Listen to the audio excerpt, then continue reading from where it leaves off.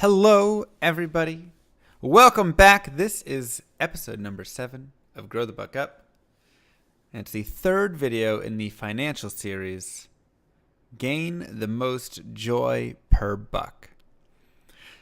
So this kind of plays off of last week, where we talked about $1 being equal to $1. One of my favorite topics. I love it because it's so simple and stupid, and yet it makes so much sense. And it's one of the topics where you just sit there and whenever you come back and look at it, you go, "Wow, I didn't even think about that. I didn't realize how much tactics like anchoring or decoy pricing model or any of those things actually affect me and actually affect how much money I'm spending without even realizing it." So we walked through various examples of spending money, right? We talked about maybe buying a $200,000 house and maybe spending $10,000 more there, buying a $200 dinner, and then going home, going to the grocery store, and saving $5 on that 6-pack of Coke. Anything along those lines, right? Anything that's just when you get to the tiny details, you say, "Oh, well, I saved, these $5 here." But then you willingly got that Coca-Cola maybe with the dinner, the $200 dinner, maybe got it refilled a couple times, and maybe that cost you $9, right? Who knows? There's all sorts of these examples, but when it's a $200 dinner, that $9 doesn't look as bad. When you are at the grocery store and maybe you don't have that much stuff in your cart, maybe that $5 adds up a little bit more. So it's all that comparison. We also looked a little bit at the formula to calculate happiness, right? We said, okay, and this is the basis for this video. We said, okay, the hours of fun I have divided by the cost times a fun factor that I put in, or a happiness factor, or whatever you wish to call it,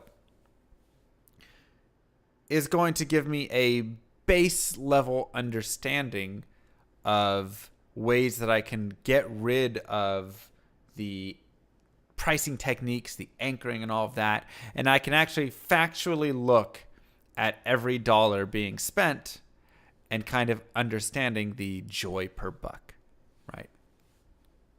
So I can say, okay, this was 30 hours worth of fun. It cost me $35 in total, and I got a joy factor of 10 from it, 12 from it.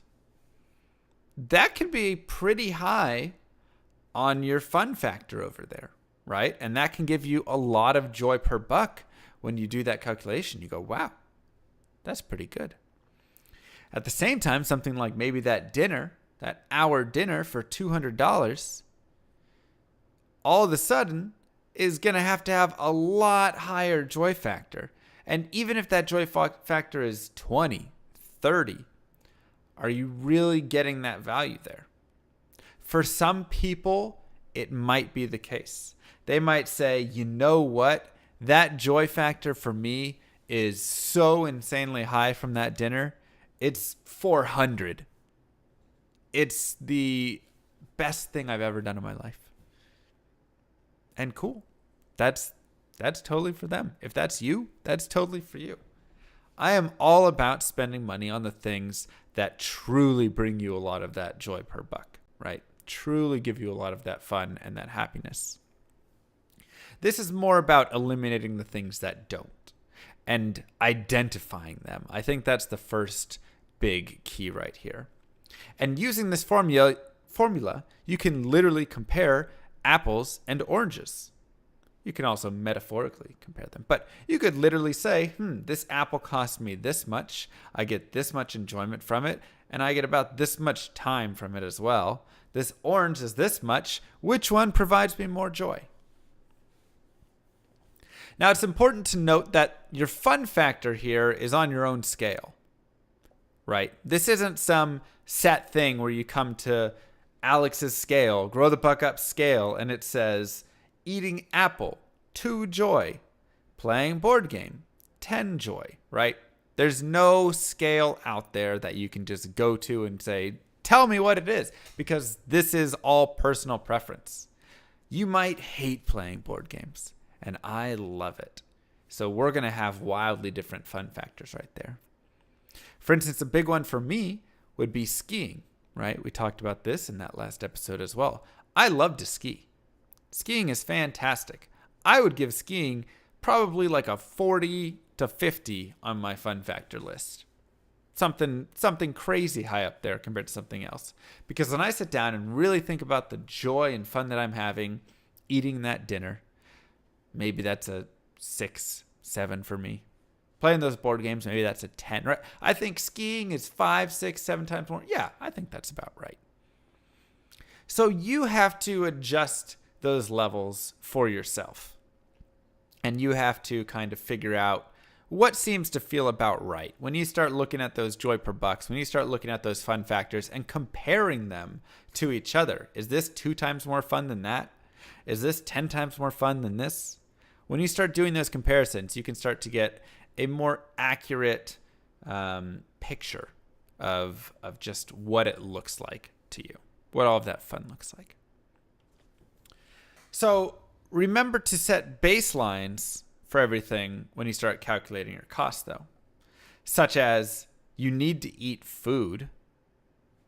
How much more expensive is a $200 dinner over your base food expense?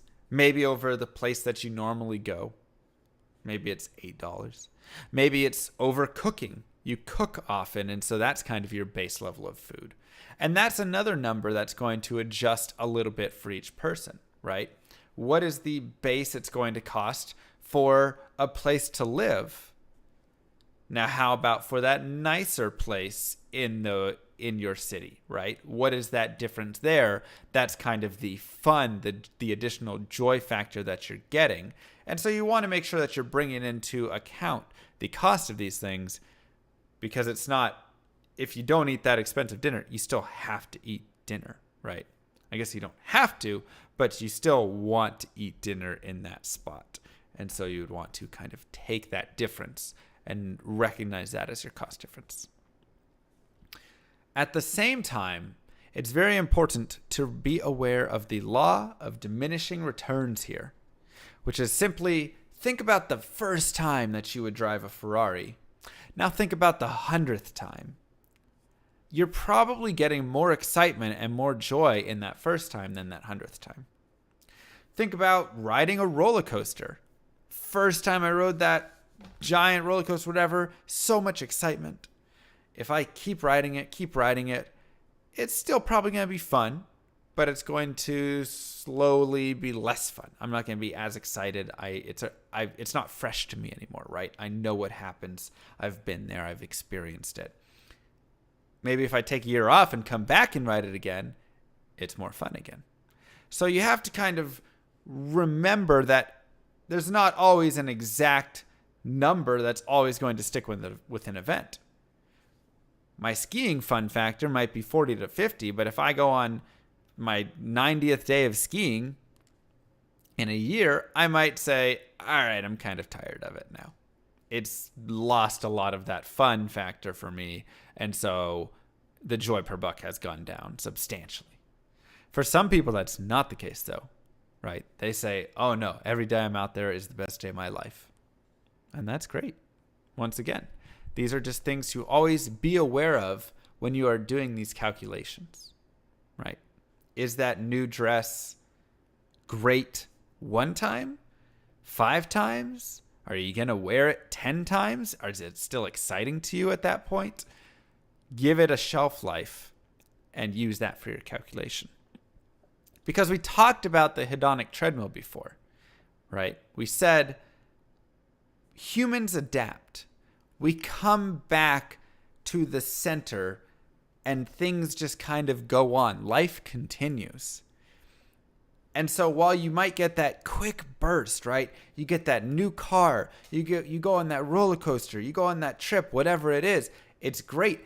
If you're there and that becomes your new normal, then it becomes your new normal. And suddenly you fall right back into this new spot where you're looking for further more in the future, right? You're looking for more beyond it. Right now I could say, oh, my dream is to have 100 people listen to Grow the Buck Up. And you know what happens when 100 people listen to Grow the Buck Up? I go, awesome. 100 people are listening to Grow the Buck Up. Now what if I had 500 people listening to Grow the Buck Up? And it's not that I wouldn't be satisfied with the number of people listening at 100, but rather that becomes the new normal to me, right? It was exciting in the moment, but I can't sit there and just be excited about that for the rest of my life because it's not fresh anymore, right? We're looking forward. We're looking to the future. We're setting new goals. We do this financially. We do this competitively, right? If I'm trying to lift weights and I hit a new max, all right, I just benched 250. That's great. Now I want to start benching to the next spot because I got there, I achieved that goal, and it was exciting for the time, and we celebrated, and then it became the normal. And now I bench 250, and I'm looking to bench 260, 270.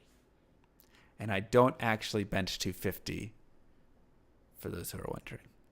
I was just picking numbers out of the air. I did 245 one time when I was in my peak shape. And that was awesome. Anyways, back on track. So the hedonic treadmill applies here as well. And you have to be aware of that. And you have to remember the, diminishing returns from these experiences, right? Allow yourself to adjust the scales. And something that can help is treating these things as treats, simply as that. You can say, okay, I love, something that's really cool to me. It would be driving a luxury sports car.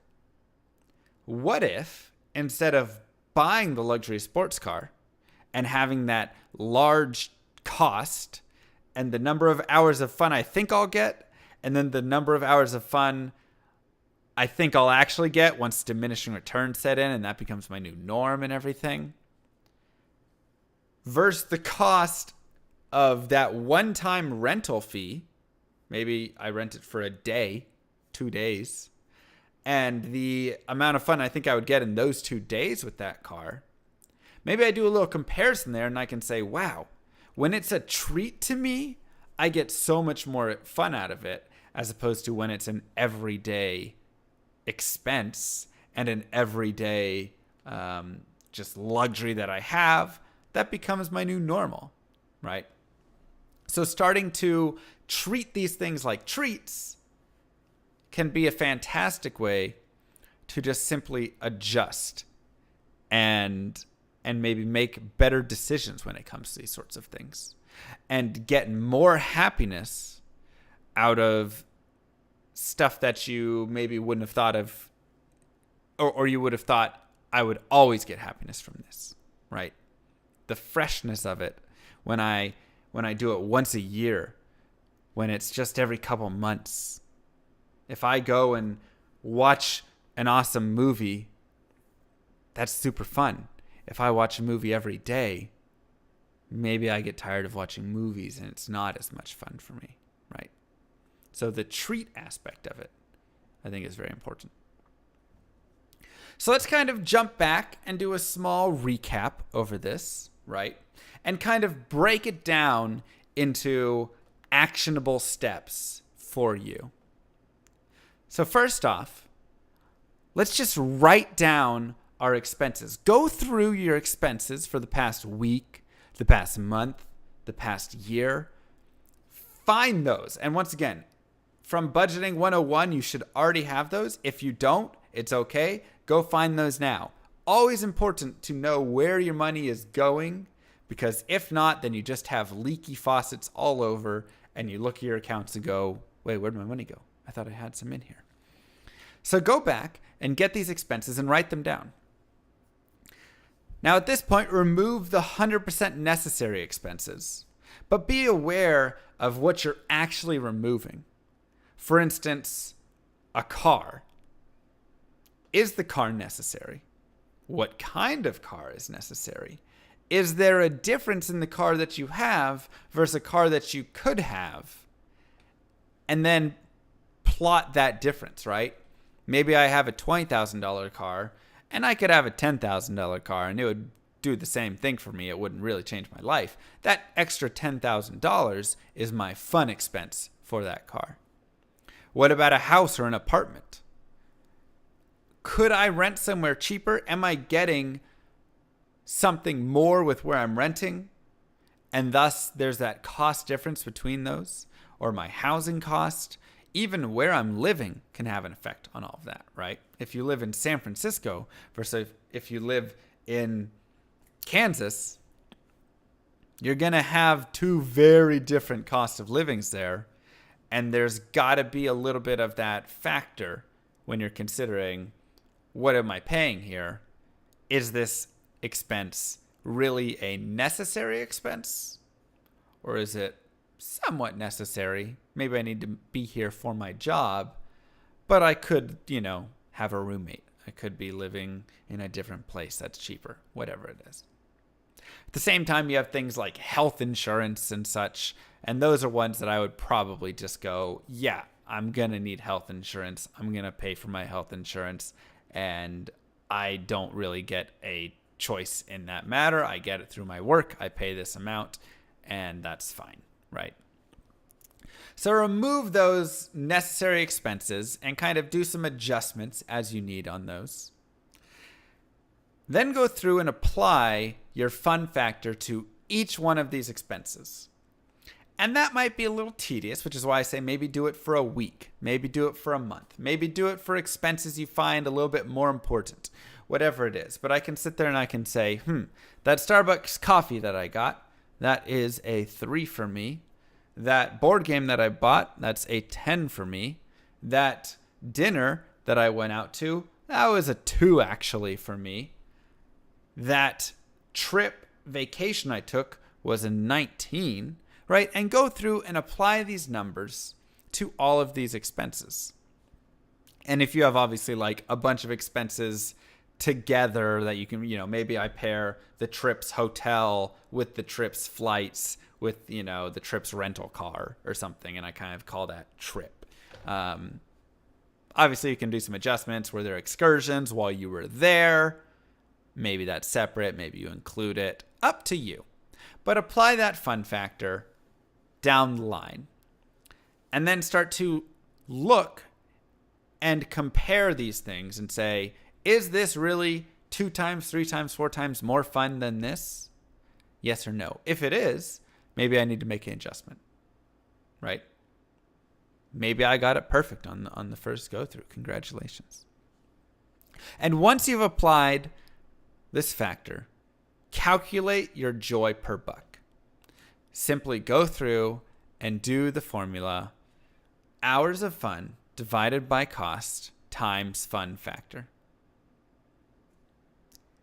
And then lastly, once you've done all of this, review these numbers.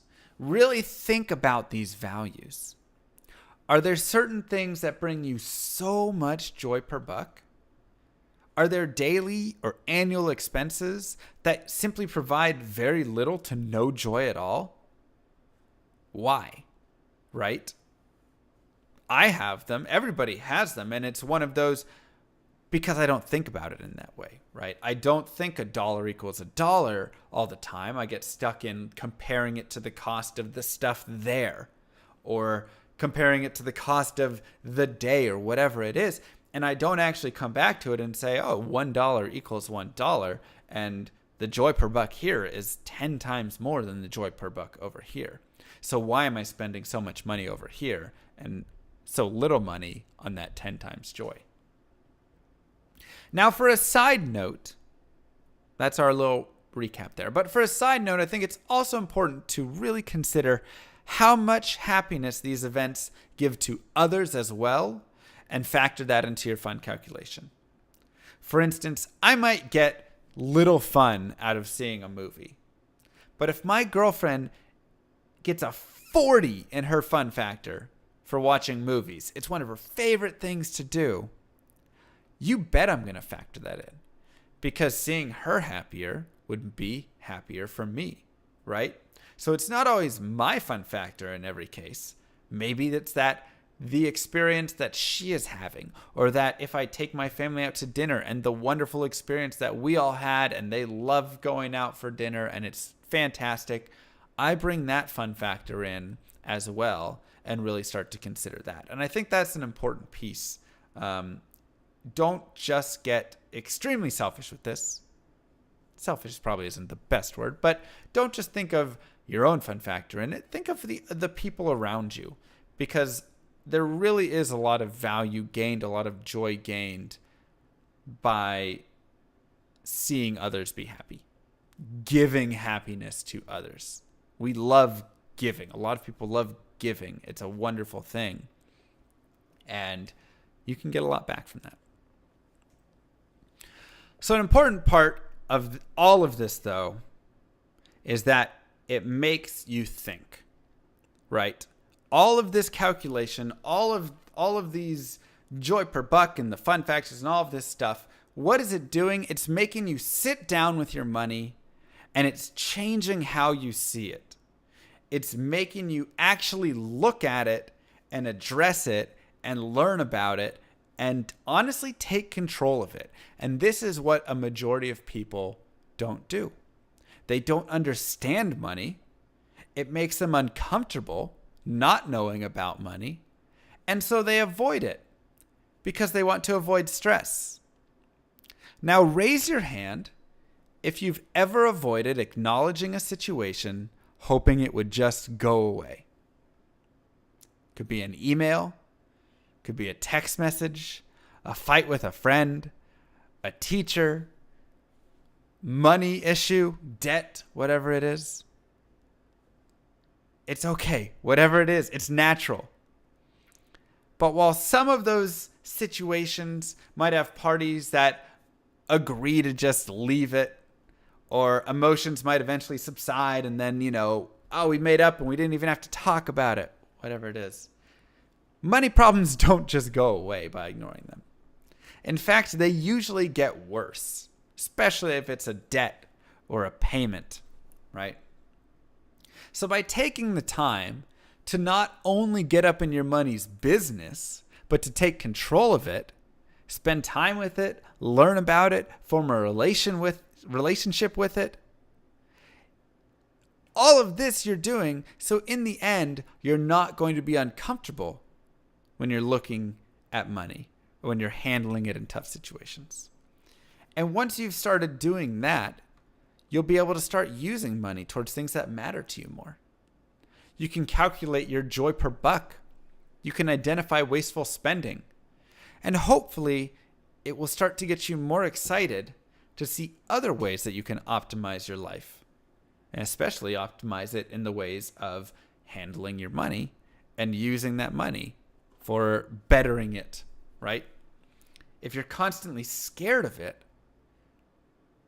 it just is going to put you in tough situations. If you just turn away and don't look any time that there's a financial difficulty, as so many people do, so many people that I know just don't even want to think about it, then you're never going to be able to develop these skills. You're never going to be able to start actually looking at what matters. What can you do with your money to actually improve your life and to ultimately gain more freedom? And this is where I introduce a bit more of the idea and the inspiration behind financial independence, which is one of my favorite things. Something I've talked about a little bit before. I will talk about plenty more in the future, and we will talk about right now. For me, money is not happiness. Rather, money is time, and money is freedom. Financial independence is simply giving time a fun rating as well, right? That fun factor that we have at the end of our calculation, I'm giving it now to time by myself, time off, time not working. And so it's a little bit different in how you think about it if you're using the calculator, right? But you kind of have to reverse the calculation a little bit. And let's say, how fun is time at work? How long do you spend there? Let's take a step back and look at the life of a typical American. From 0 to 5, those are your early years. You probably don't remember much, if not a couple memories from that. From 5 to 22 is your education, if you're going through college. On a normal, once again, this is typical American. From 22 to 65 is your career, or I believe the average is a little under that, like 63, 64. And then from 63, 64 beyond is your retirement years. The average life expectancy of men is about 76 to 77, and I think women are around 81. So you're getting about 10 to 15 years there in that retirement range. And about 40 years, maybe a little more, in that career range. If we break that down into hours, that's 40 hours a week times 52 weeks a year times 43 years is 89,440 hours. And then if you take away some vacation and holiday hours and whatnot that you get back, let's just round it to about 80,000 hours spent working. Now let's go back to the chart and let's do some calculations using time instead for our values. And it might get a little wonky because it's not a perfect formula that's built to show all of this exactly, right? But let's just go through it. Say I want to retire 20,000 hours early, or about 10 years early. Let's assume I make $25 an hour. And so let's say $25 an hour times 20,000 hours is $500,000. And then, of course, you could say with taxes, let's say it's about $390,000 right there. Right. I can take 20,000 divided by 390,000. That would be the expense, the price that I am paying in that case. And maybe you could say, oh, well, I'll make a little more then. So, once again, this is just a rough basis, right? And that equals 0.05. And then I can multiply my fun factor. What is my fun factor of not working for an hour? Is it 20? If it's 20, I get 1 joy per buck. If it's 40, I get 2 joy per buck, right? What is that factor? Maybe for you it's 100. Maybe it's 10. Maybe you really enjoy working. So what if that value is higher? How high do you value not working here? And like I said, this is kind of a base, rough approximation, but you can start to see the value of this, and you can start to see the value of other things as well, because now you have a joy per buck value that you have for not working, and thus you can see what is it that working is providing, right? Do I want to work for that ski trip? Well, is my ski trip joy per buck higher than my working joy per buck? I probably do then. That's probably worth it for me. Do I want to work for that steak dinner? Is it below it? 0.25? Yeah, no, that's way below my joy per buck. Okay, I probably would rather not do that as much because I get more joy per buck out of simply having that time not working in the future. Now, at this point, you can start getting away from the formula, right? And getting more into the bigger picture details. What joy does this time bring me? If I save this money, I get more time. If I invest this money, it'll be worth even more in the future, thus bringing me back even more time. Remember, compound interest is man's true best friend. And even if I don't want to stop working, do I want to work on something else? is that hour of my time being spent working on something that I absolutely love worth more than what I'm currently working in right now? What future activities do I want in my life, and what's their joy per buck? For me, that ski trip is worth it. And I want to have that ski trip in my future. And so I say, I want to make sure that I work and continue with having those ski trips. And maybe I also want to golf in the future, and I can sit down and draw that out, get my fun factor, figure out my joy per buck for that.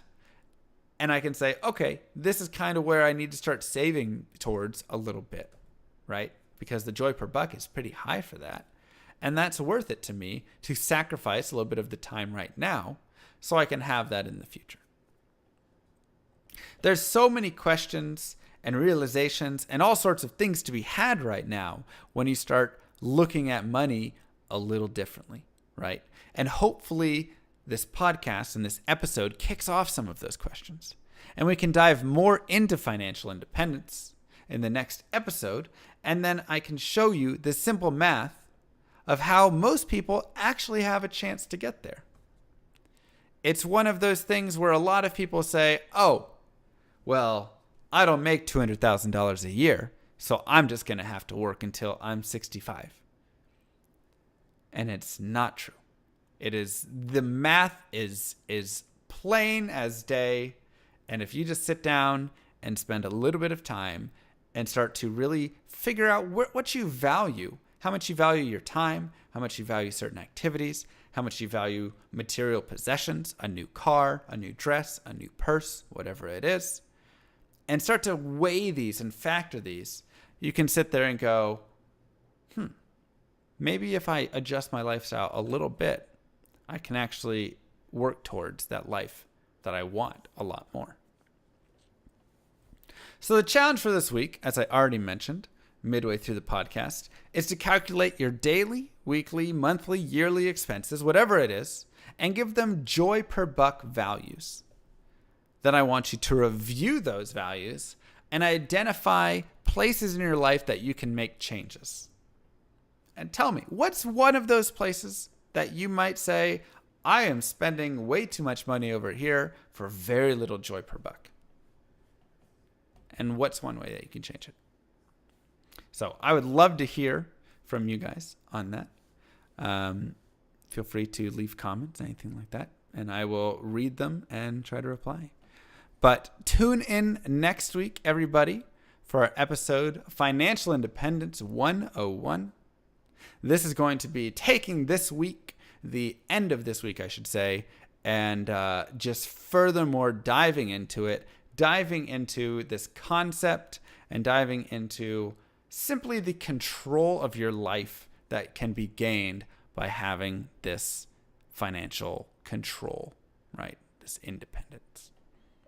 As always, you can find these podcasts live on Twitch, on my YouTube at youtube.com/growthebuckup, or on any of the popular podcast feeds, and then, of course, on my own site, growthebuckup.com. That's all I have for now. Thank you for listening. Now it's time to grow the buck up.